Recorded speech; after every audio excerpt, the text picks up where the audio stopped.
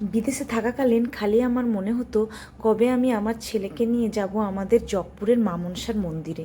তো বাড়ি আসার পরই প্রথম আমি আমাদের মানত পূরণ করার জন্য মনসা মন্দিরে গেলাম ঠাকুর দিতে। তো এখানে ঠাকুর দিতে হলে প্রথমে এখানে মন্দিরের সামনেই অনেক ঠাকুরের দোকান আছে, সেখান থেকে ঠাকুর কিনতে হয়। তো ঠাকুর কিনলাম, আর এখানেই শাড়ির দোকান থেকে শাড়ি কিনলাম।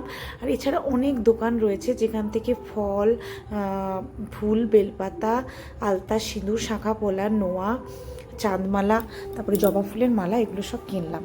তারপর এখানে যে একটা নতুন পুকুর হয়েছে, সেই পুকুরে হাত পা ধুয়ে মা মনসাকে দোকান থেকে যখন মন্দিরে নিয়ে যাব তখন কিন্তু জল ছড়িয়ে শাঁখ বাজিয়ে বাজিয়ে সুন্দর করে নিয়ে যেতে হয়। তো সেইভাবে মাকে নিয়ে আসলাম, আর নিয়ে এসে পুজোয় বসলাম।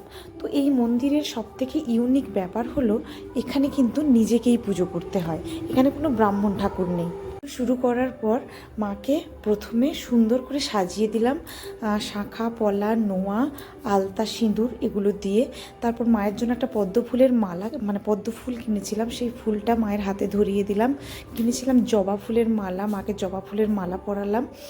আর মায়ের জন্য আমি বাড়ি থেকেও কিছু ফল কিনে এনেছিলাম, তো সেই ফলগুলোকে ভালো করে কেটে মায়ের সামনে সাজিয়ে দিলাম। এছাড়া মায়ের তো সবথেকে প্রিয় জিনিস হচ্ছে মুরকি বাতাসা। তো সেই মুরকি বাতাসাও আমি এখানে দোকান থেকে কিনেছিলাম, যেগুলো মাকে প্রসাদ হিসাবে নিবেদন করলাম। এবং মাকে যে শাড়ি এনেছিলাম সেই শাড়িটা সুন্দর করে পরালাম। তারপরে ফুল বেলপাতা দিয়ে নিজের মতো করে মায়ের পুজো করলাম।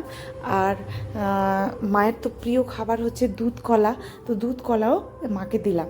তো এখানকার পুজো সেরে কিছুক্ষণ পরে প্রসাদগুলো কিন্তু অল্প পরিমাণে নিজের মতো করে নিজেদের জন্য বা বাড়ির কোনো আত্মীয় স্বজন বা পরিবারের সকলের জন্য প্রসাদগুলো মায়ের কাছ থেকে তুলে নেওয়া যায়, তো সেরকম করে তুলে নিলাম।